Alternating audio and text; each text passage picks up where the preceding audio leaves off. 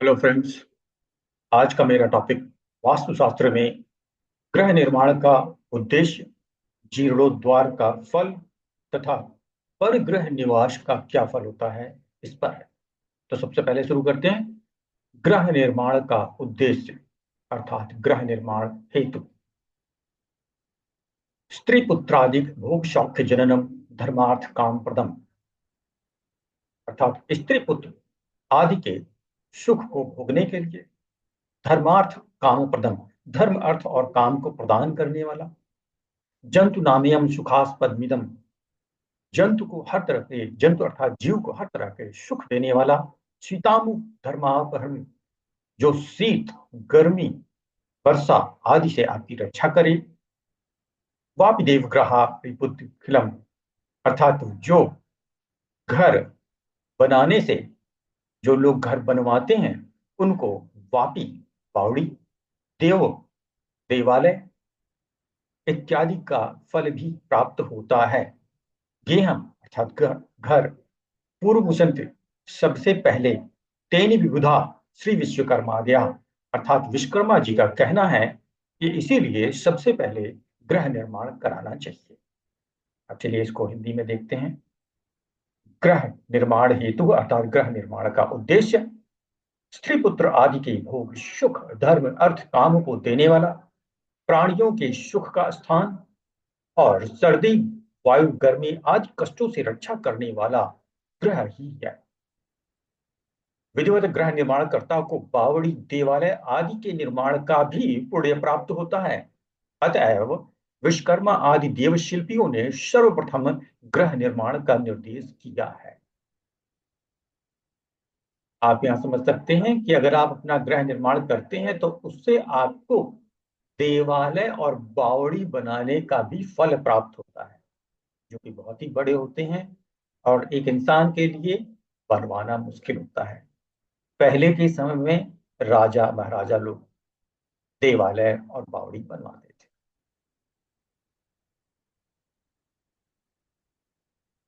अगले श्लोक में कोटिग्न तृणजे पुण्यम मृणमय 10 संगणम, कोटिग्न 1000 गुना, तृणजे, तृण अर्थात घास फूस से बने हुए घर से जो पुण्य मिलता है। मृणमय 10 संगणम, मृणमय मतलब मिट्टी से बने घर से आपको 10 करोड़ गुना, एष्टि के सतकोटिग्न, एष्टि के अर्थात ईंट से बने घर से आपको 100 करोड़ गुना, शैल अनंतम फलम ग्रहे, शैल अर्थात पत्थर से बने घर से आपको अनंत शुभ फल प्राप्त होते हैं। और इसको हिंदी में देख लें। पर्णशाला बनाने से कोटि गुण 1000 गुना, मिट्टी का घर बनाने से 10 करोड़ गुना, ईंट का घर बनाने से 100 करोड़ गुना और पत्थरों द्वारा घर बनाने से अनंत गुना पुण्य की प्राप्ति होती है। तात्पर्य यह है कि तृण से मिट्टी, मिट्टी से ईंट, ईंट से पत्थर उत्तरोत्तर चिरस्थायी होते आते हैं, मजबूत होते हैं घर, उनकी आयु बहुत होती है। अतः पुण्य वृद्धि का कारण दिखाकर, इसीलिए उनकी मजबूती के आधार पर पुण्य वृद्धि का आधार कारण दिखाकर चिर स्थिर गृह निर्माण की ओर रचयिता का संकेत है, शास्त्रकार का संकेत, क्या मजबूत घर बनवाए। तो तृण, कोटिग्न तृणजे, ये तृण का अर्थात घास फूस का एक घर है और इससे आपको 1000 गुना पुण्य प्राप्त होता है इसको बनवाने से। और जैसे जैसे आप इसको मजबूत करते जाएंगे और पत्थर का घर अगर आपने बनवाया तो आपको अनंत गुना पुण्य की प्राप्ति। अब जीर्णोद्वार, जीर्णोद्वार फलम, वापी कूप तडागादि प्रासाद भवनानि च, वापी बावड़ी, कूप कुआं, तडागादि तालाब, प्रसाद अर्थात देवालय मंदिर, भवनानि अपना घर, च इत्यादि, जीर्णोद्धार अर्थात उनका जीर्णोद्धार अर्थात कि आप रिपेयरिंग करवाते हैं। जीर्णोद्धार का मतलब होता है रिपेयरिंग। यस्तु पुण्य मस्त गुणम, तब आपको पुण्य प्राप्त होगा कितना, मुष्ट गुणम अर्थात 8 गुना लाभ होगा।